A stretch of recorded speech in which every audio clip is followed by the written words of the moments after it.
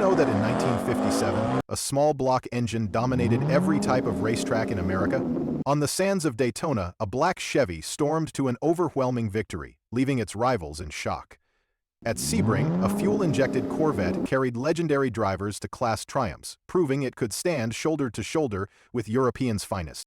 And in the smoky chaos of drag strips, Dyno Don, Nicholson, and Hayden Profit pushed Chevys through the quarter mile in an astonishing 11 to 14 seconds, figures that seemed impossible at the time.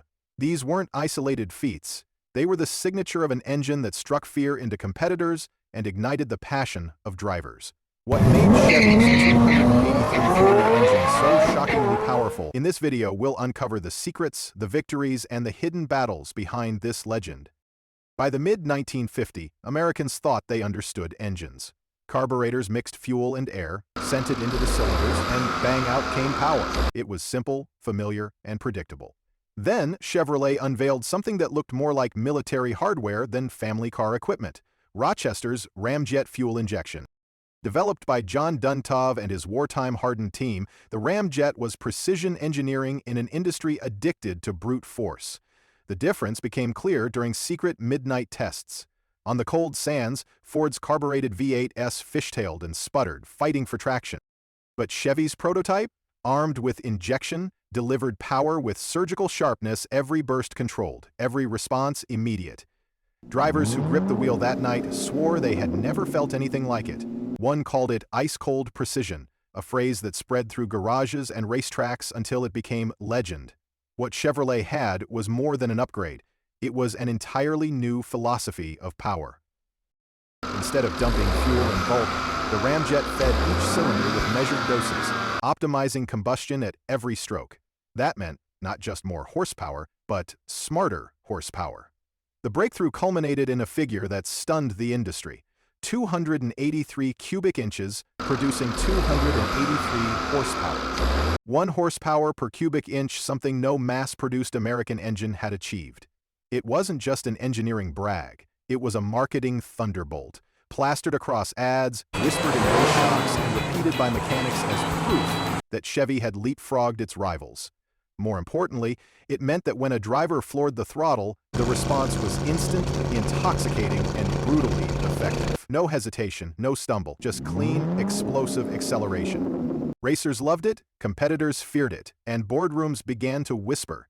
Because if Chevrolet could make aerospace precision affordable today, what might they unleash tomorrow? That question haunted Detroit's old guard, and the answer was already forming in Flint, where Ed Cole's team was preparing to show that small didn't mean weak, that a compact design could outmaneuver giants and change the balance of power on America's road. Detroit in the 1950s measured greatness in cubic inches. The rule seemed unbreakable.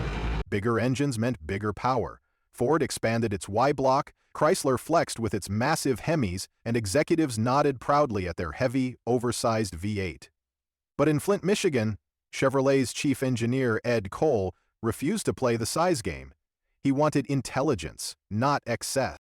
When his team revealed a bored-out version of their 265 small block, now 283 cubic inches, the numbers barely raised eyebrows. On paper, it was modest compared to Chrysler's 354 or Cadillac's 365. Then came the revelation. This compact block could generate 283 horsepower. 1 horsepower for every cubic inch. The room went silent. Rivals called it impossible. To Cole, it was vindication of his belief that efficiency and design precision could outperform raw bulk. That perfect ratio became more than a statistic, it was a rallying cry. Chevrolet splashed it across brochures and billboards. 1 horsepower per cubic inch. Racers quoted it as gospel, enthusiasts whispered it in garages, and suddenly Chevy was no longer chasing competitors, it was setting the pace. The brilliance lay not only in numbers, but in scale. The 283 slipped into everything from Corvettes to Bel Airs without the need for drastic redesign.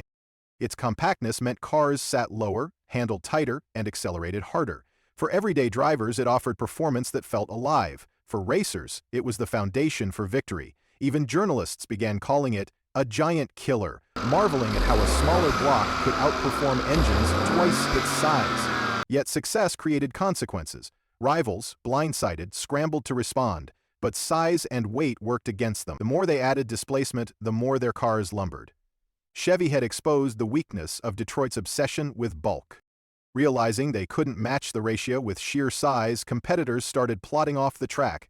Whisper campaigns, union pressure, and corporate maneuvering would soon shadow every success of the 283. But before politics came crashing down, the small block had one more advantage to reveal its lighter weight. On the racetrack, where every pound mattered, that edge would transform the 283 from a clever design into a devastating weapon. In motorsport, weight is the invisible rival. Ford's 312Y block carried about 650 pounds. Chrysler's 354 Hemi lumbered past 700. These engines packed power, but they dragged their cars like anchors across the asphalt. Chevrolet's 283 told a different story. At roughly 600 pounds, it wasn't just lighter, it was balanced. That difference, less than the weight of a passenger, could decide whether a car slid wide in a corner or held the racing line. Smokey Yunick, the legendary mechanic, said the small block gave drivers a car that wanted to win. On tight half-mile ovals and twisty road courses, the Chevy didn't just accelerate faster, it danced. The 283's compact block freed space under the hood, shifted weight distribution, and made steering sharper. Suddenly, Chevrolet drivers weren't struggling to keep up, they were setting the pace. That weight advantage was more than a racing trick, it became a weapon in every arena. Stock cars stayed nimble on rough dirt tracks, Corvettes sliced through sweeping curves, and drag racers launched harder off the line. Physics made the verdict simple. Lighter engines created better power-to-weight ratios, and the 283 exploited that truth relentlessly. Drivers felt not only speed, but control, a luxury unheard of in an era of oversized iron. The press began calling it a giant killer, marveling at how a small-block Chevy could embarrass bulkier machines.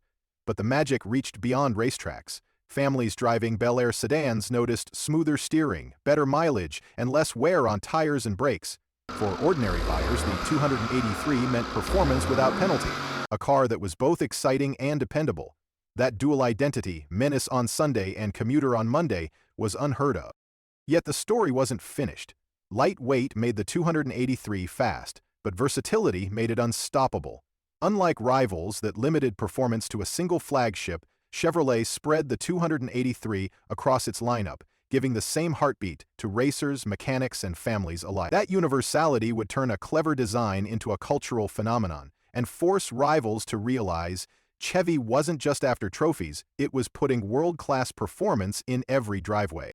In the 1950s, performance engines were usually locked away in exclusive models. Chrysler's Hemi lived inside heavy cruisers, and Ford's Y-Block gave the Thunderbird a touch of speed, but only for those who could afford it.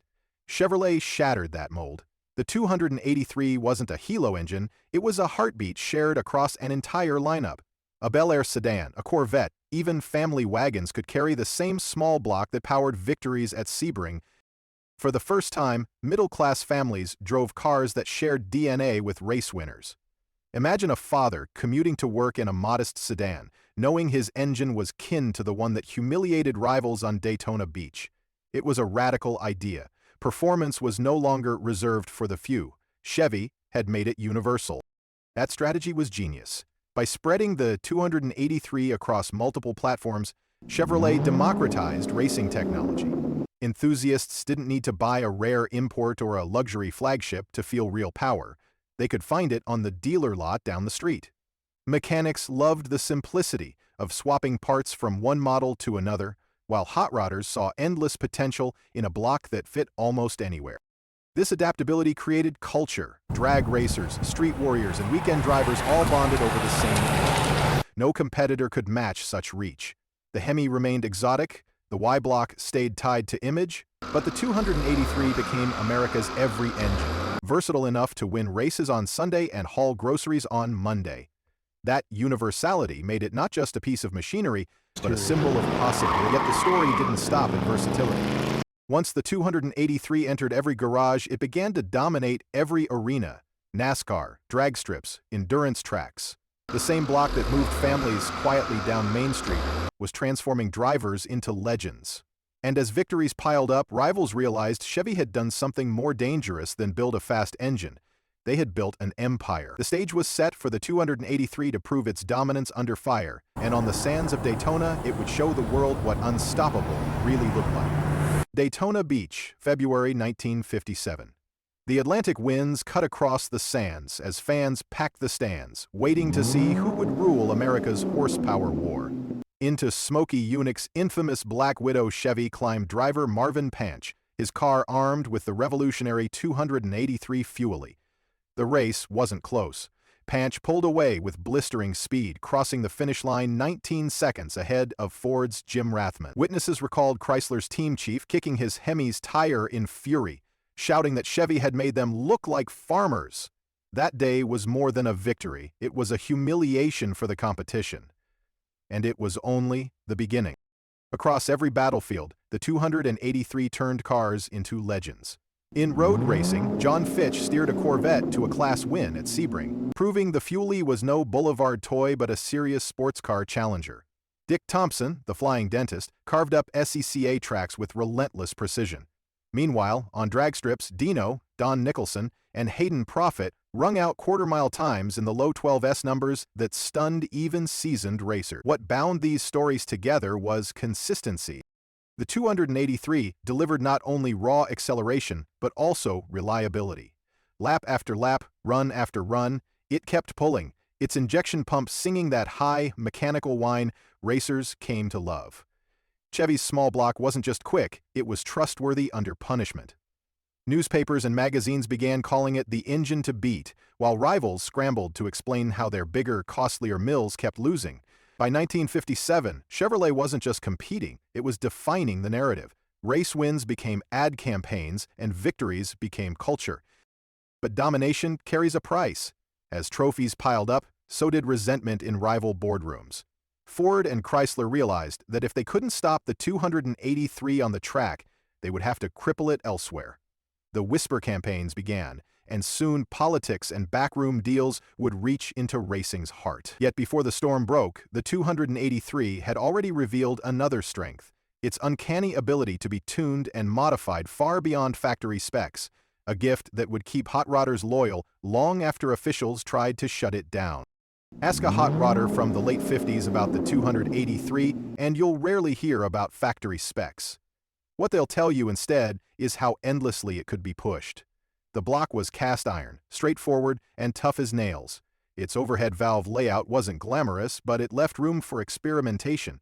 That simplicity was a gift. Mechanics didn't need corporate labs or exotic tools, just a garage, a wrench, and imagination. Hayden Proffitt proved it best. Working out of modest shops, he turned a 283-powered gasser into an 11.9-second quarter-mile monster, faster than many factory Corvettes. Stories like his lit up the hot rod magazines and spread across small towns. Every garage became a workshop. Every kid with a toolkit saw a chance to make his Chevy faster. The 283 wasn't just an engine, it was an invitation. Tunability turned the 283 into more than a product. It became a culture. Swap a hotter camshaft, bolt-on headers, or fit dual exhausts, and suddenly, a family sedan became a street brawler. Aftermarket companies rushed in with parts, fueling a cottage industry that thrived on the 283's adaptability. Unlike fragile imports or overbuilt Hemis, this small block forgave mistakes. Push it hard, and it would come back for more. That resilience built confidence, and confidence drew a generation of backyard racers into the Chevy camp. Drag strips filled with gassers running 280 through super stock classes bristled with Fuelie Chevys, and street corners turned into proving grounds. Every new tweak carried forward today's garage experiment, often became tomorrow's standard upgrade. This adaptability terrified rivals. It wasn't enough that Chevrolet had engineered a breakthrough engine, they had accidentally handed enthusiasts a blank canvas to innovate upon. The more tuners pushed it, the deeper its legend grew, stretching far beyond the reach of factory advertising. And as the 283's roar echoed from drag strips to suburban driveways, it sparked something even more powerful than trophies. It gave ordinary Americans access to real performance. That shift would transform the 283 from a racer's weapon into an everyman's engine, and that accessibility was about to change the rules of Detroit's game. For much of the 1950s, true performance was a luxury item. If you wanted speed, you looked to Jaguars, Mercedes, or Cadillac V8s machines priced far beyond the reach of ordinary buyers. The average American family settled for modest sedans, dreaming of power they'd never touch. That dream ended when the 283 arrived. Chevrolet didn't keep it locked in showrooms or limited to rare halo cars. Instead, it spread the small block across the lineup. A Bel Air sedan could share its engine with a Corvette winning at Sebring. A wagon could carry the same heart that embarrassed Hemis on Daytona Beach. For the first time, performance wasn't a distant fantasy. It was parked in driveways, waiting at stoplights, humming quietly under the hoods of everyday cars. The 283 didn't just narrow the gap between rich and ordinary, it erased it. Affordability was the key. Chevy's decision to make the 283 widely available turned performance into a right, not a privilege.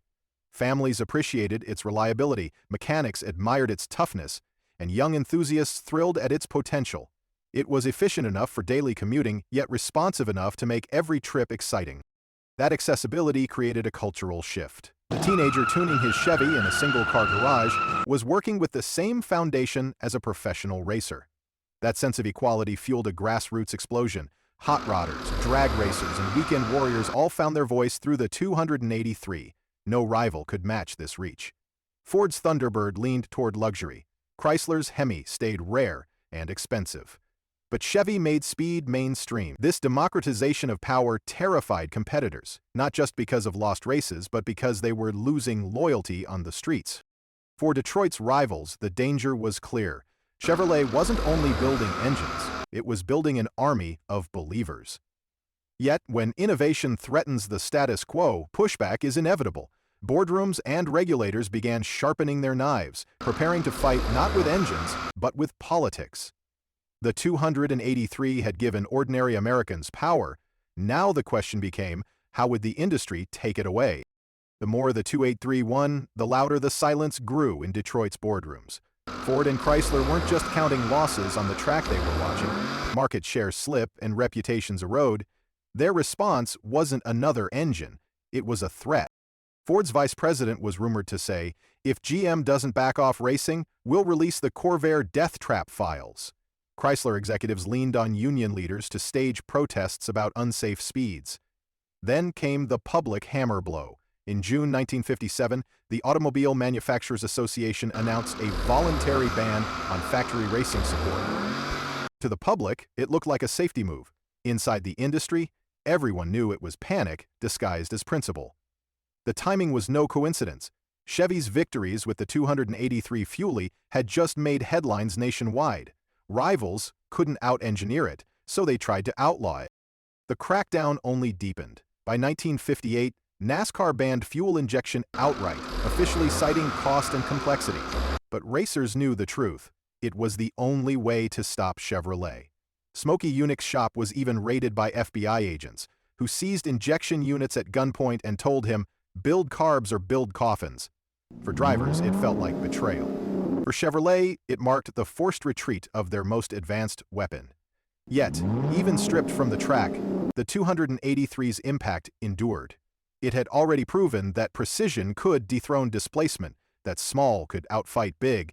Its DNA lived on in the 327, the 350, and ultimately the LS series that still defines American performance. What was lost wasn't only an engine, but an alternate future.